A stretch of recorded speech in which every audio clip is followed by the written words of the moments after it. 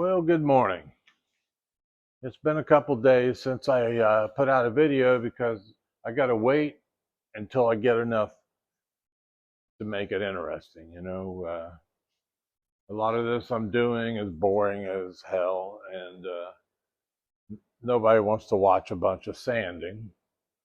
So I do have a little more today. I'll add it to some clips I did over the last couple days. I don't know if you've seen the one where I put the laser on the boat to show how straight the front and the back section are. I do read my comments, and I try to reply some. I can't get them all, but I try to read them. And some people say, well, how are you going to keep it straight? And how do you know it's level and all that? Well, I got a picture in the last video I think it was part 7. I got a picture of the last of that video where I turned the lights out so you could see the laser line on the side of the boat, and it's straight down the side of the boat. And I tell you what, the factory, right at the bow turns down just a little bit, which it came from the factory that way. I didn't do that, but from there all the way back, the rest of the hull is perfectly straight. And then I took the laser, put it inside the boat. I put it right on top of the stringers and dead centered it down the stringers looking to the transom, and made sure that down the center of the stringers landed right in the center of where the stringers were on the transom. So that way I know I got it straight this away and I got it straight this away with the laser. Plus I use the old-fashioned bubble level, and so I did a bunch of work on that. And so I try to answer now. One of my viewers said about the foam, he said, well, why don't you put ping pong balls in it? And for foam, I thought, well, that's a pretty interesting thought. Ping pong balls. I don't know how much ping pong balls cost. Probably cheaper than foam. And would they rattle? Could I compress them so they wouldn't rattle? Um, I don't know. It's interesting though. It's interesting. I've been thinking about that for a couple of days. Like, they wouldn't absorb water, so if water got in there, it would drain out. But then I don't want to leave any spaces open where water can get in. My goal, as I put this bottom of the boat back together, is there's not going to be one space that's open for water to get into it. The bottom of this boat is going to be as dry as possible. I'm gonna gel coat inside of every compartment under the floor. I'm gonna fiberglass coat the bottom of the floor. I'm gonna glue the floor to the top of the stringer so no water can get in. The floor is going to be waterproof. It's going to have fiberglass mat on both sides of the floor before I put some non-skid on it. So I'm going to do everything humanly possible so no water can get below the floor. I'll have the bilge. That'll be the area where water can go. And everything that I try to run, I'm going to run it into the bilge. That's where you have bilge pumps. That's when you take the boat out of the water and store it. You pull those plugs, and what the pump can't get can drain out. But that's the ideal of bilge. Water's supposed to go there, So as far as that, and oh yes, people suggested that I be in the video a little bit because I thought, well, it's about boats, not me. But then, okay, so my name's Gary. I'm Mr. 65 CUDA. I'm a do-it-yourselfer, and so I'll try to pop into videos once in a while. And I have another YouTube channel, and it's called, I started this one from this boat builder from this one.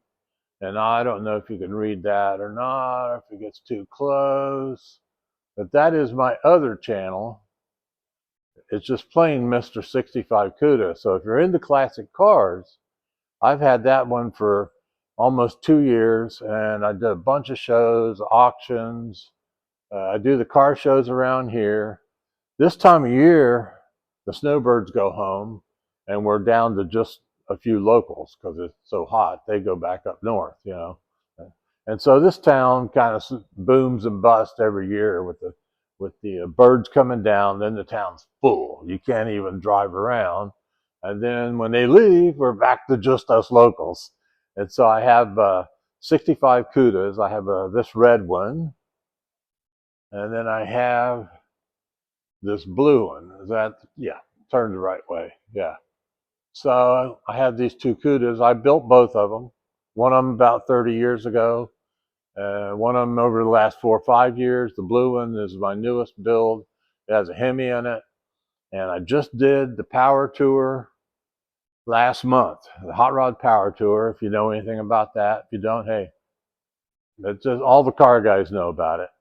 And I did 13 states and 3,300 miles in 7 or 8 days. So it's a real test of your car. See if you can build an old car and then see if you can drive it that far and if it'll last. And I had some fuel pump problems, but I made it. And so if you make it, then you get what's called a long haul plaque and sticker and stuff, you know. So it's just like to car guys, it's like a symbol of, yeah, I ran the gauntlet and I survived. So it's a big deal to car guys. If you're not a car guy, it doesn't matter. You know, that's just my other channel.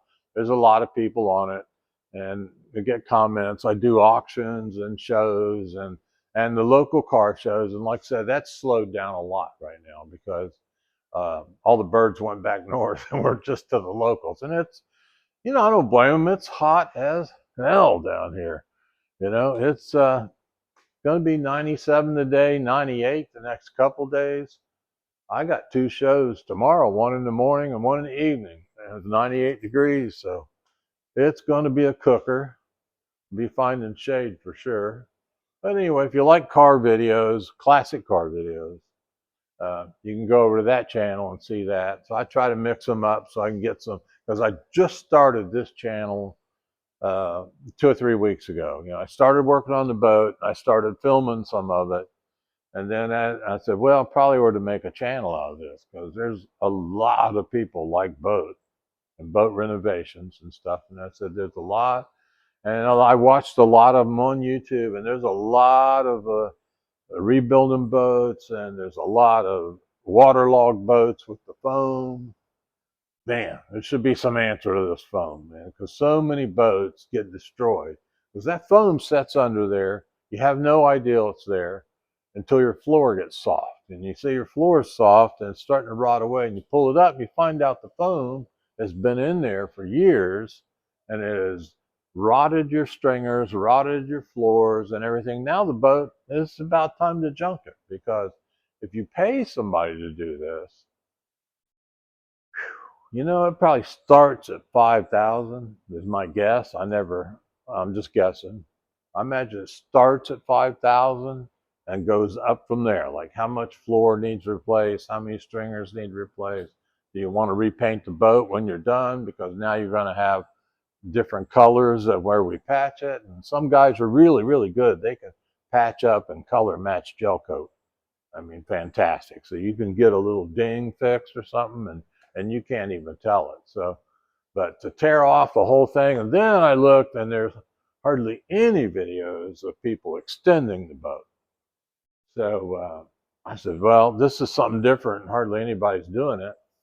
So I ordered to do that and see. But remember, I'm a do-it-yourself guy. I'm not a professional. Don't do what I do. But when I point out that I screwed up, I'll tell you, so you cannot do that, you know, because this is going to be truth here. It's going to be honest. And if I screw up and I did make mistakes, I'm going to say, hey, I screwed this up.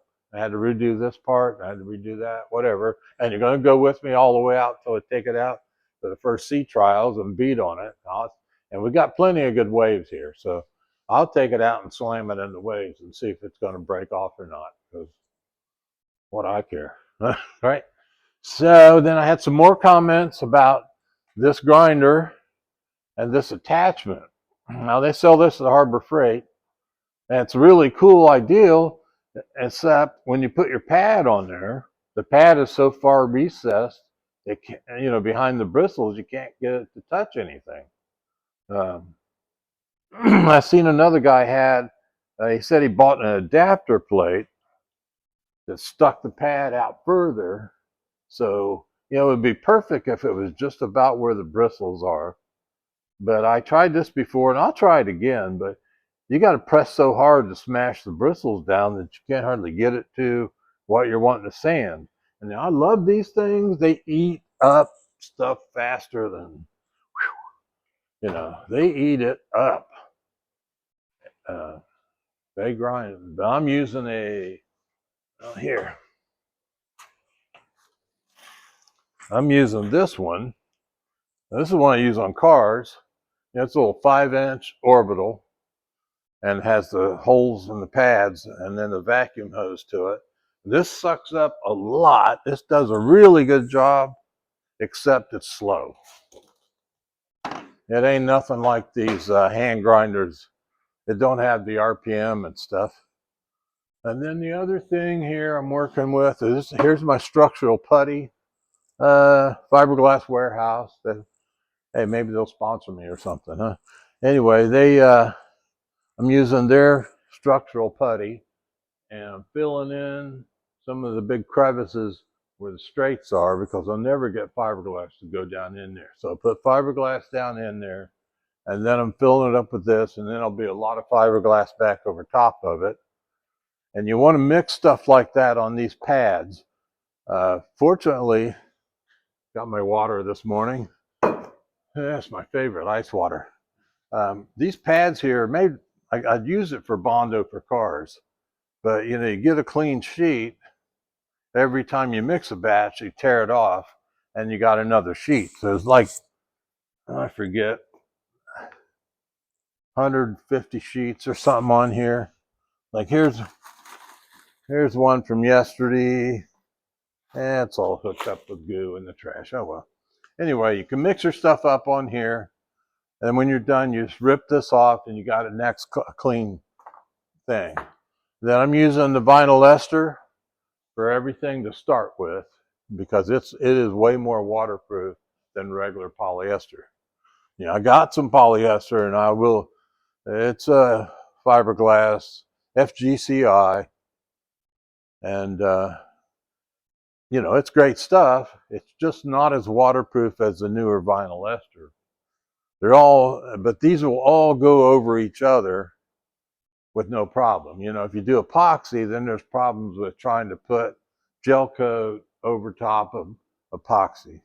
Now you can put epoxy over top of polyester, but you can't put the polyester over top of epoxy without going and sanding it and then getting a primer barrier coat and then coming back with, so it just adds a level.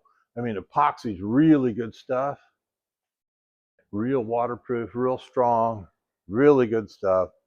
You know, you got more time, you mix it, and you have more time to work it because, like I said, again, it's so hot here. I got 2 air conditioners on the wall running, trying to keep this place cool enough. I'm trying to mix it like 1% as light as I can because it'll get hard on you in no time.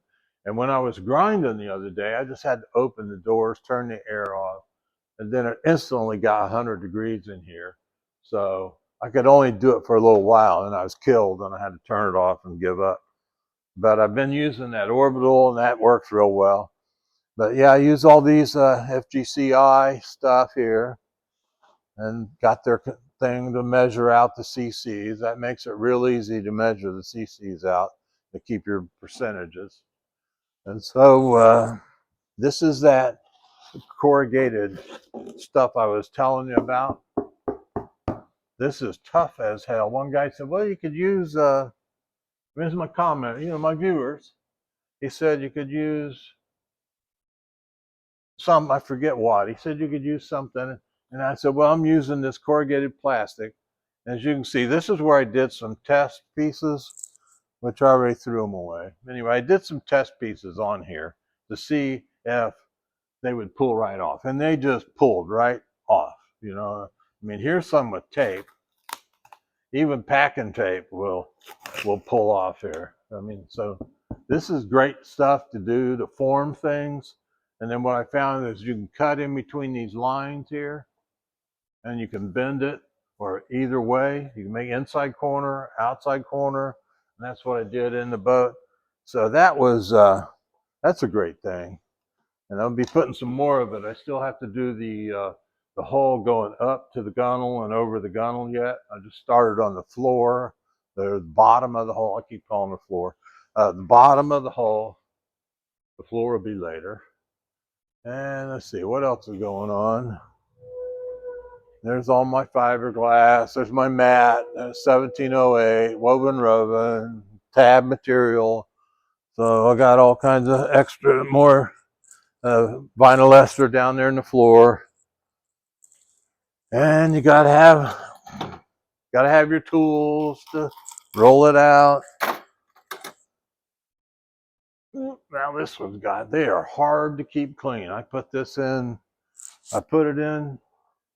what was it? Acetone.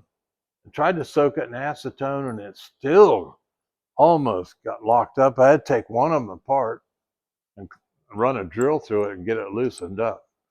So man, these are hard to keep. Once that fiberglass gets inside of here, if you don't get it out, this whole tool is useless. Because if it don't spin, if it don't roll when you're trying to roll the bubbles out, if it don't roll, then you just start pushing your fiberglass around and making a mess out of it. So this is a little pain. And using what we call little weenie rollers, these little guys here, that works real good. You know, got little measuring cups here. Now these are only go to 8 ounce, and I thought at first, but then I realized it's no big deal. I can measure 8, and if I want like 16 or something, I can just put 2 cups of resin into my bigger cups. See, one's like here, this will hold 32 ounces. And so the most I've mixed at one time has been 16. So I'll just take 2 of these little ones, mix 16, then do the right percentage, 1% for the MEK, and then you're off to the races. So that's working out good. So that's where we're at the moment. I'll give you a little shot of the inside of the boat.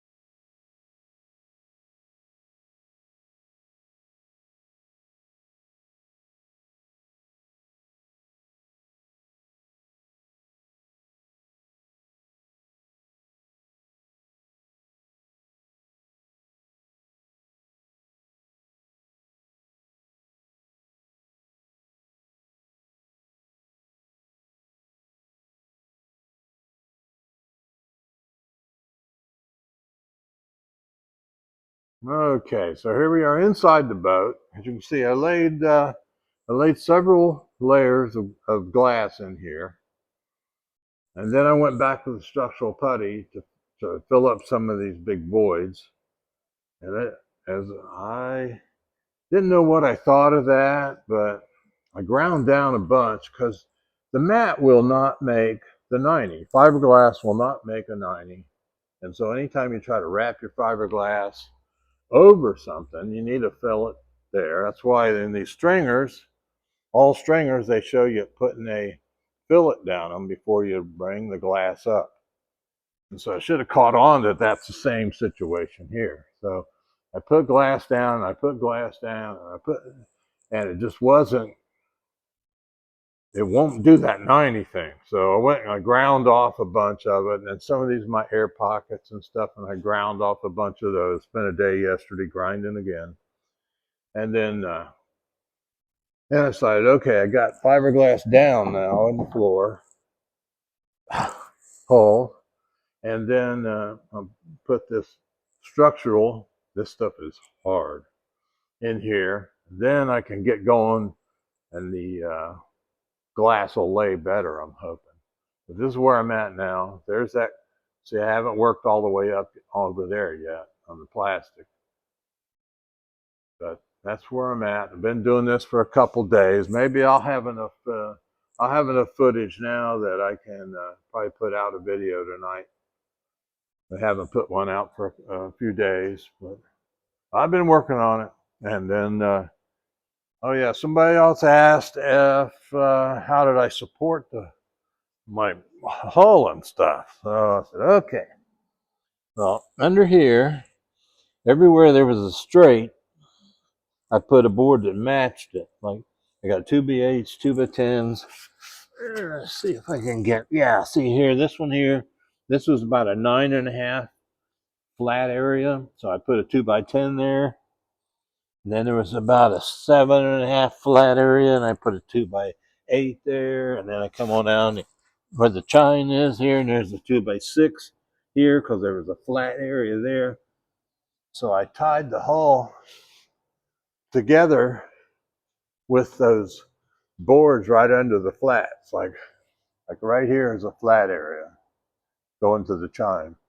So I put that board in there, and then I screwed it in from the bottom. And then I saw the screws off so they don't stick through here. Then when you put the fiberglass over it, there's no hole there. And when you take all the mold and everything off, take the screws out, you just have one little hole that you put a daub of glass in and fill that up. So that's where we're at now.